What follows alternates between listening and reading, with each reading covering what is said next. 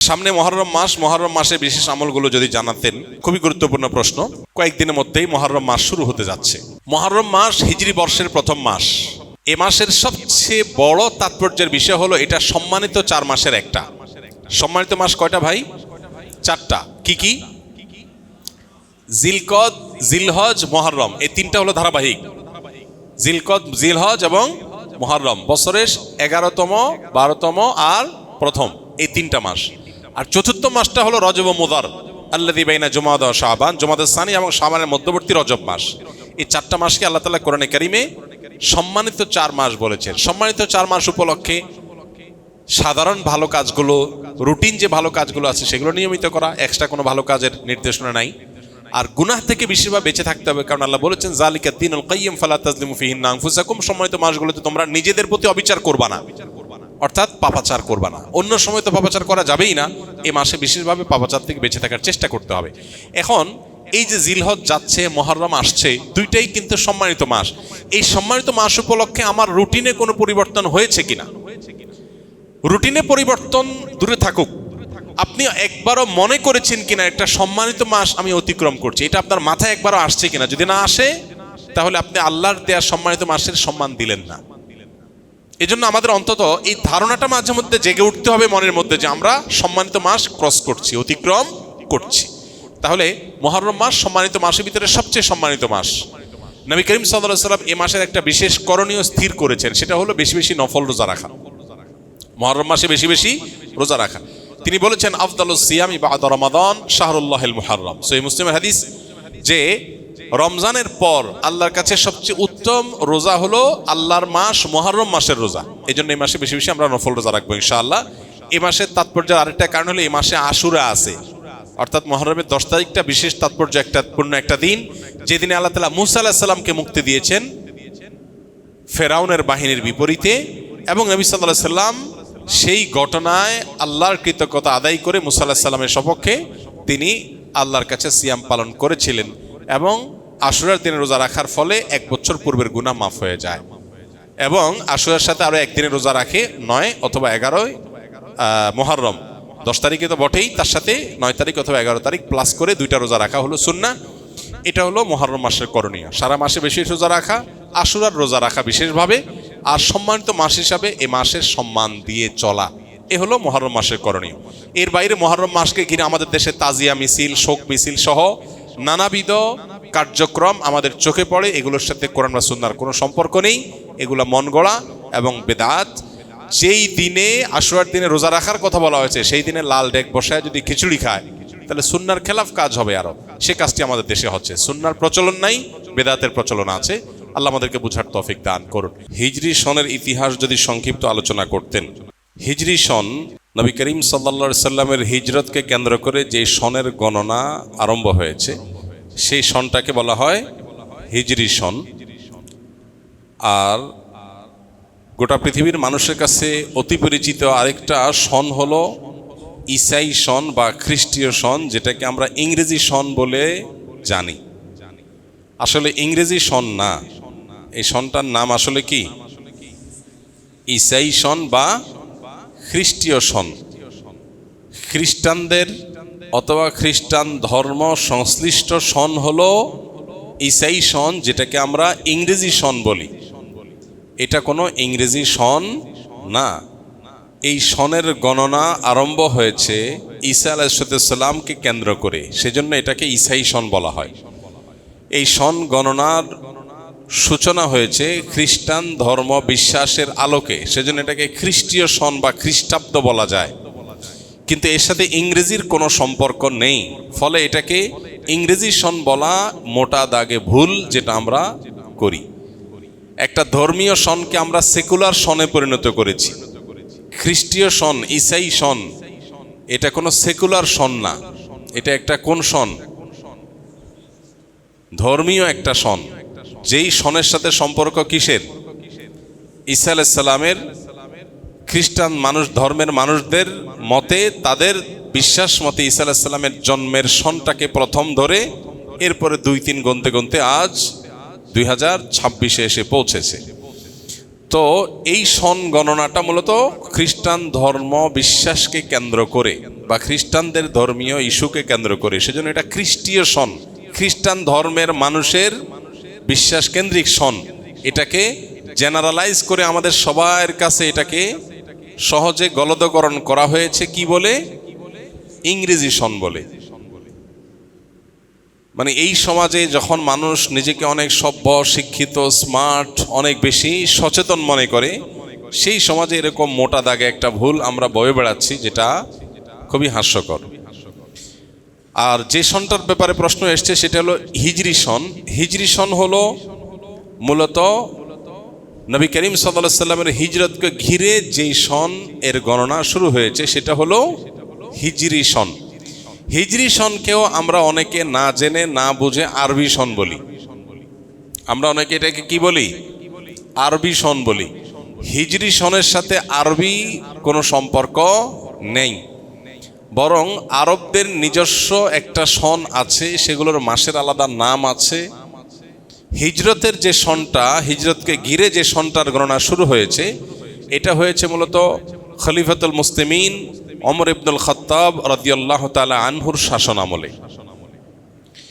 এটার সূচনার ঘটনা হলো ওমর রাদিয়াল্লাহু তাআলা আনহুর শাসন আমলে বিভিন্ন রাষ্ট্রীয় চিঠি বিভিন্ন এলাকার গভর্নররা তার কাছে যখন পাঠাতেন, কোনোটাতে দেখা থাকতো শাবান। তো একবার একটা চিঠিতে এরকম মাসের নাম লেখা আছে, মাসের নাম লেখা আছে শাবান। তো ওমর রাদিয়াল্লাহু তাআলা তখন বললেন যে এই চিঠি কি এই যে চলমান শাবান এটার, নাকি যে শাবান গত হয়েছে সেটার? আমরা কিভাবে বুঝবো? কারণ সে যুগে এক এলাকা থেকে আরেক এলাকা চিঠি যেতে দিনকে দিন মাসকে মাসও লেগে যেত, বিভিন্ন অসুবিধা হইতে পারত। আর অফিসিয়ালি এই চিঠিটা নথিভুক্ত হবে বা সংরক্ষিত থাকবে এটা কোন শাবান সেটা লেখা নাই, তাহলে সময়টা ঠিক বোঝা কঠিন। তখন ওমর রাদিয়াল্লাহু তাআলা আনহু সাহাবায়ে কেরামের সাথে পরামর্শ করলেন যে একটা সনের প্রবর্তন যদি আমরা না করি, তাহলে সেক্ষেত্রে শুধু মাসের নাম দিয়ে যে কোনো চিঠি পত্র বা এ জাতীয় কাগজ ইত্যাদি এগুলোকে সঠিক সময়কে সংরক্ষণ করা কঠিন। তখন সবাই সিদ্ধান্ত দিলেন যে হ্যাঁ, একটা সন গণনা শুরু হওয়া উচিত, আমাদের মুসলমানদের জন্য একটা সন গণনা শুরু হওয়া উচিত। খেলাফতে রাশেদার, খোলাফায়ে রাশেদার শাসন কার্য পরিচালনা সুষ্ঠুভাবে করবার প্রয়োজনে, সময়ের সঠিক গণনার প্রয়োজনে একটা সন গণনা শুরু হওয়া দরকার। এই সিদ্ধান্তে যখন সবাই উপনীত হলো, তখন প্রশ্ন আসলো যে কোন ঘটনাকে কেন্দ্র করে সন গণনা শুরু হবে। খ্রিস্টানরা যেরকম ঈসা আলাইহিস সালামের জন্মের বছরকে এক ধরে, এরপরে 2, 3, 4, 5 গুনতে গুনতে আজ এ পর্যন্ত এসেছে। আমরা মুসলমানরা আমরা যখন সন গণনা শুরু করব, আমরা কোথা থেকে শুরু করব? অনেকে অনেক মতামত দিলেন, এক একজন এক এক মতামত দিলেন। কেউ অনারবীয় বিভিন্ন কৃষ্টি, কালচার, সভ্যতা সেগুলোকে সামনে রেখে সন গণনার কথা বললেন। কেউ নবী করিম সাল্লাল্লাহু আলাইহি সাল্লামের নবুয়ত লাভের বছরকে এক ধরে তারপর থেকে সন গণনার কথা বললেন। এরকম আরো একাধিক মতামত দেয়া হলো। নবী করিম সাল্লাল্লাহু আলাইহি সাল্লামের জন্মের বছরকে এক ধরে তারপরে সন গণনা শুরু করা যেতে পারে, তার নবুয়ত লাভের বছরকে এক ধরে তারপরে 2, 3, 4 গুনতে গুনতে সন গণনা শুরু করা যেতে পারে। অনেকগুলো মতামতের মধ্যে খলিফাতুল মুসলিমিন ওমর ইবনুল খাত্তাব রাদিয়াল্লাহু তাআলা আনহু তিনি নবী সাল্লাল্লাহু আলাইহি সাল্লামের হিজরতের বছরকে, মক্কা থেকে হিজরত করে মদিনায় আসার বছরকে এক ধরে সন গণনার এই মতটাকে তিনি পছন্দ করলেন এবং এটার উপরে সাহাবায়ে কেরাম সিদ্ধান্ত নিলেন যে হ্যাঁ, আমরা হিজরতের সন থেকে সন গণনা শুরু করব। সেই থেকে শুরু হয়েছে হিজরি সন। বাংলা সন যেটা প্রচলিত আছে এটাও হিজরি সনের আরেকটা ভার্সন। এটার ইতিহাস আমরা নিশ্চয়ই অনেকে জেনে থাকবো যে সম্রাট আকবরের শাসন আমলে যখন খাজনা তোলা হতো, তখন চান্দ্রবর্ষের আলোকে খাজনা তুলতে গিয়ে কিছু জটিলতা তৈরি হলো, তখন শুধুমাত্র হিজরি সনটাকেই কনভার্ট করে সেটাকে সৌরবর্ষে রূপান্তর করে সন গণনা শুরু হলো। ফলে বাংলা সন এবং হিজরি সনের মধ্যে আমরা দেখি যে কাছাকাছি অবস্থান আছে। সামান্য যেটুকু পার্থক্য হয়েছে এটুকু সোলার এবং লোনার বর্ষের কারণে, চন্দ্র এবং সূর্যের বর্ষের কারণে। তো খোলাসা এবং নির্যাস কথা হলো যে হিজরি সনের গণনা এটি শুরু হয়েছে ওমর রাদিয়াল্লাহু তাআলার শাসন আমলে, আর শুরু হয়েছে নবীজির হিজরতের ঘটনাকে কেন্দ্র করে। এখানে একটা মজার প্রশ্ন আছে। সে প্রশ্ন হলো, নবী করিম সাল্লাল্লাহু আলাইহি সাল্লামের জীবনে এত কিছু থাকতে হিজরত থেকে কেন হিজরি সনের গণনা শুরু হলো? হিজরত আপাত দৃষ্টিতে এটা কি কাঙ্ক্ষিত বিষয় না অনাকাঙ্ক্ষিত? অনাকাঙ্ক্ষিত। কেন অনাকাঙ্ক্ষিত? মানুষ নিজের মাতৃভূমিতে বসবাস করবে, এটাই তো স্বাভাবিক। নিজের মাতৃভূমি ছেড়ে আরেক দেশে চলে যেতে হচ্ছে, এটা কি স্বাভাবিক ঘটনা? সাহাবা একরাম নবী করিম সাল্লাল্লাহু আলাইহি সাল্লামের সাথে মক্কা থেকে হিজরত করে এসেছেন কোথায়? মদিনায়। তাদের মাতৃভূমিতে তাদেরকে থাকতে দেয়া হয়নি, তাদেরকে দেশান্তরিত হতে বাধ্য করা হয়েছে। তারা দেশান্তরিত হয়েছেন, হিজরত করেছেন। এটা কি প্রত্যাশিত ছিল? তাহলে একটা দুঃখজনক ঘটনাকে কেন্দ্র করে হিজরি সনের গণনা কেন শুরু হলো? মানুষ কি দুঃখের ঘটনাকে স্মরণীয় করে রাখতে চায় না সুখের ঘটনাকে? কি বলেন? আনন্দের ঘটনাকে স্মরণ করিয়ে রাখতে চায় নাকি বেদনার ঘটনাকে? বেদনাকে স্মরণ করে রাখতে চায় মানুষ। বেদনা মানুষ ভুলতে চায়, দুঃখের ঘটনা মানুষ ভুলতে চায়, মানুষ স্মরণ করতে চায় না। স্মরণ করতে চায় কোনটা? আনন্দের ঘটনা। এই জন্য জন্ম দিবস উদযাপন হয়, অবশ্য আজকাল মৃত্যু দিবস উদযাপন হয়,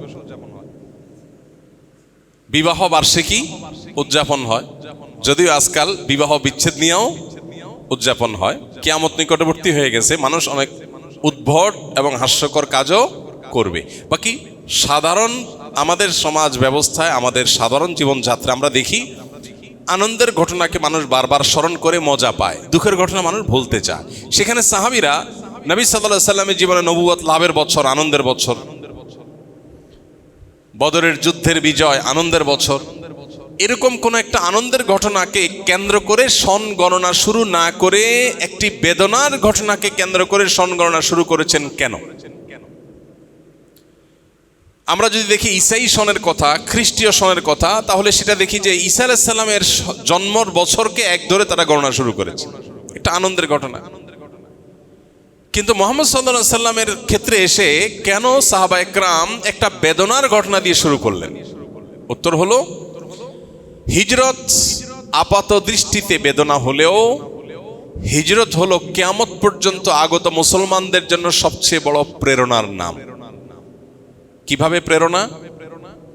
কারণ হিজরত আমাদেরকে স্মরণ করিয়ে দেয়, কঠিন সময়ে যদি তোমাকে তোমার মাতৃভূমি ত্যাগ করে চলে যেতেও হয়, তোমার প্রতি জুলুম করে তোমাকে যদি দেশান্তর করেও দেওয়া হয়, আল্লাহর সন্তুষ্ট চিত্তে যদি তুমি সেই কাজটাকে বরণ করো, মেনে নাও, আর তুমি যদি সত্যের উপরে অটল অবিচল থাকো, তাহলে অচিরেই তুমি আবার সেই ভূমিতে ফিরে আসবে। হিজরত সেই শিক্ষা, সেই প্রেরণা, সেই স্মরণ আমাদেরকে করায়। সেই জন্য সাহাবা একরাম হিজরতকে স্মরণীয় করে রাখবার চেষ্টা করেছেন। আপাতদৃষ্টিতে দেখা যায় হিজরতের মাধ্যমে সাহাবা একরাম এক এলাকা থেকে আরেক এলাকায় রিফিউজিদের মতো আশ্রয় নিতে হয়েছে, কিন্তু আমরা দেখেছি হিজরতের পরের ইতিহাসটা বিজয়ের ইতিহাস। ইন্নামা আল উসরে ইউসরা। কঠিন সময় যখন যায় আমরা বিচলিত হয়ে যাই, কিন্তু কঠিন সময়ের পরেই যে সুসময় আসে এটা হিজরত আমাদেরকে বলে দিয়েছে। হিজরতের পরে দ্বিতীয় হিজরি সনেই আমরা দেখেছি বদরের মতো ঐতিহাসিক বিজয় আল্লাহ তাআলা দিয়েছেন।